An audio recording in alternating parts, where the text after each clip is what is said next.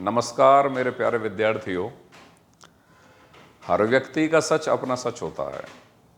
बिल्कुल, हर व्यक्ति का सच अपना सच होता है।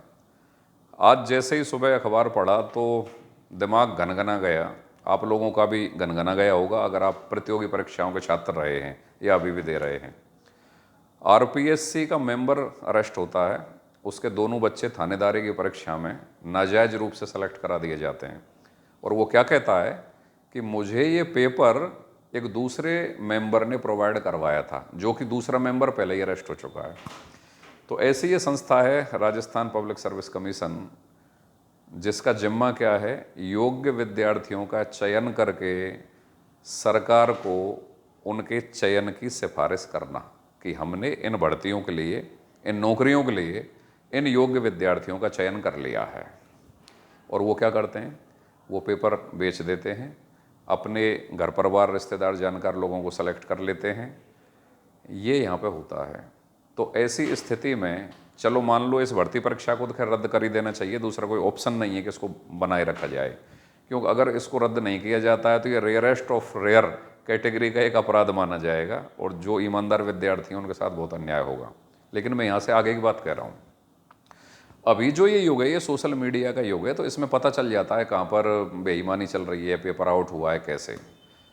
अब हम तो परीक्षार्थी रहे हैं सन 2003 से, पहले तो सोशल मीडिया भी नहीं था, तो कितने बड़े लेवल पर बेईमानी, और ये बेईमानी हर युग में रही है। आरपीएससी के मेंबरों के द्वारा प्रायोजित रूप से ये करवाई गई है। क्षेत्र विशेष के लोगों को क्षेत्र विशेष के सवाल जीके में डलवा देना, अपने भविष्य के, संभावित भविष्य के राजनीतिक उद्देश्यों के लिए कर देना, और बाद में उन उद्देश्यों को बड़े लेवल पर प्राप्त किया गया और उच्च राजपद भी नेशनल लेवल पर प्राप्त किए गए लोगों के द्वारा। तो ऐसी स्थिति में कब होगा न्याय? एक इंटरव्यू की प्रक्रिया जो आप सभी जानते हैं कि असिस्टेंट प्रोफेसर, आरएएस, बड़ी परीक्षाओं में इंटरव्यू होता है आरपीएससी में। तो राजनीतिक संरक्षण प्राप्त गुंडे का मतलब, मेरा मतलब है आरपीएससी मेंबर्स जो कि फिक्सिंग के द्वारा आते हैं, बहुत ही जोड़ तोड़ और फिक्सिंग के द्वारा सरकार में फिक्सिंग करके ये लोग उन पदों पर पहुंच जाते हैं। और वहां पर पहुंचने के बाद व्यक्तित्व परीक्षण के नाम पर ये किस प्रकार की टेस्टिंग करते हैं ये अब सभी को पता चल गया होगा। तो मुद्दा ये नहीं है कि वर्तमान में जो बच्चे इंटरव्यू देने जा रहे हैं या इस भर्ती प्रक्रिया में जो विद्यार्थी बैठे हैं इस परीक्षा को कैंसिल करके उनके साथ न्याय हो जाएगा। मुद्दा ये है कि इन बेईमानों के द्वारा जो कि अरेस्ट किए गए हैं ये मेंबर, या ऐसे मेंबर जो अरेस्ट नहीं किए गए हैं लेकिन प्रक्रिया में इसी प्रकार में संलग्न रहे हैं वर्षों से, दशकों से, उनके द्वारा जिन लोगों का कैरियर उजाड़ दिया गया उनको न्याय कौन देगा, कैसे मिलेगा? कैरियर ही खत्म हो गए लोगों के, टाइम खत्म हो गया। तो उनका एक अपने प्रकार का अफसोस होता है, क्योंकि परीक्षाएं देते देते ये नज़दीक से विद्यार्थी अनुभव कर लेता है कि इस परीक्षा में जो सिलेक्शन हुए हैं वो कितने फेयर हुए हैं। अपने अड़ोस पड़ोस, जानकार, मिलने वाले, सारे तरीके से सूचनाएं आती रहती हैं, मिलते भी हैं, देखते भी हैं। तो मेरी पूरी संवेदनाएं 40+ उम्र प्राप्त ऐसे परीक्षार्थियों के साथ हैं जिनका कैरियर इन डकैतों ने ख़त्म कर दिया। मतलब जो अच्छी पोस्ट नहीं पकड़ पाए, इन बेईमानों के कारण वो असफल लगभग रहे, बड़े उद्देश्य नहीं ले पाए। पिछली असिस्टेंट प्रोफेसर पॉलिटिकल साइंस 2021 वाली जो भर्ती है उसमें कौन से स्तर पर बेईमानी नहीं हुई? बड़े स्पष्ट साक्ष्यों के साथ ये पाया गया कि कोई आदमी जो पेपर सेलेक्ट कर रहा है वो अपने स्टूडेंट को पेपर बता रहा है। फिर आरपीएससी से पेपर बेचा जा रहा है, जैसे कि मेंबर पकड़े गए। इसके बाद नकल माफियाओं के पास, पेपर माफियाओं के पास वो पेपर चला जाता है, वो लाखों करोड़ों में उसको बेचते हैं आगे।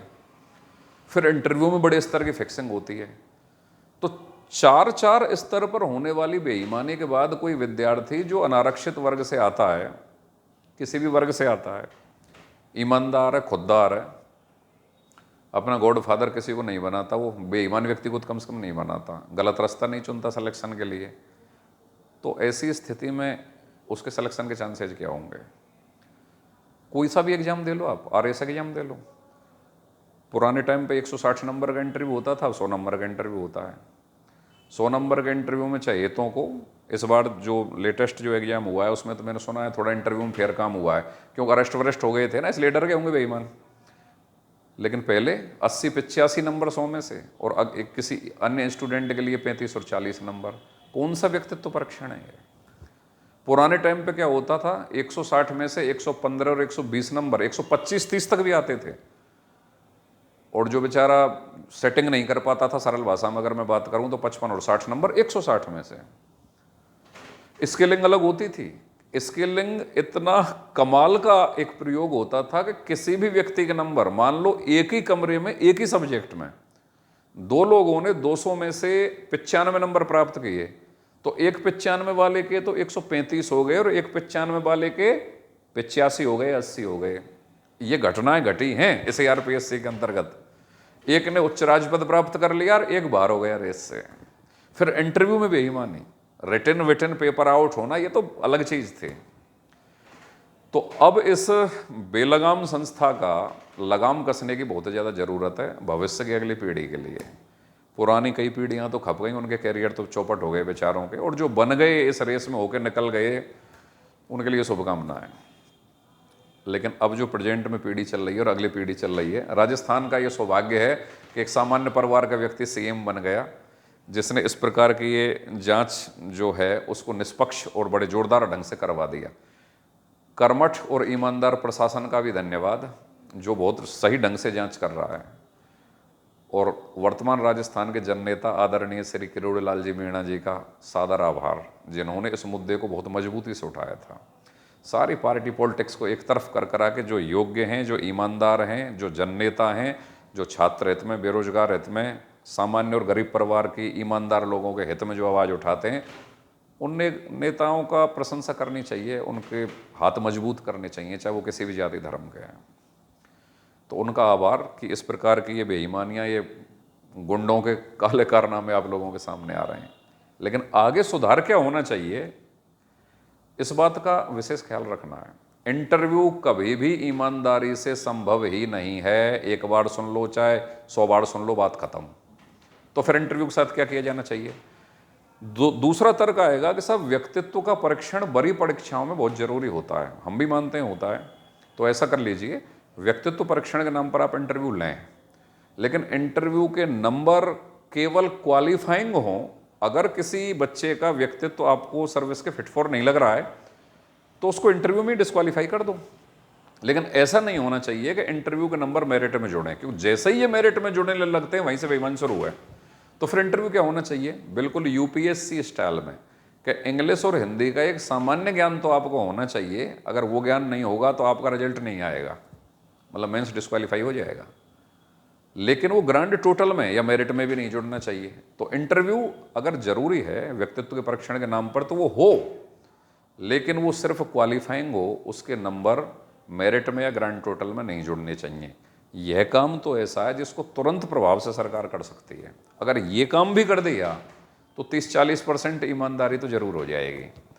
इसके बाद फिर वो प्रशासनिक जो सफाई है आपकी आरपीएससी के अंतर्गत, कि इस प्रकार के योग्य निष्ठावान लोगों को सेलेक्ट करो। ऐसा नहीं कि राजनीतिक फिक्सिंग के तहत जातियों का गणित बैठाते हुए विचारधाराओं के अनुयायियों को, जातियों को सेटिंग कर करा के, और जो भी तरीके आपके होते होंगे वहाँ पहुँचाने के, उनके द्वारा आप वहाँ पर अपॉइंट कर देते हो और वो फिर लोगों के साथ बेईमानी करते हैं।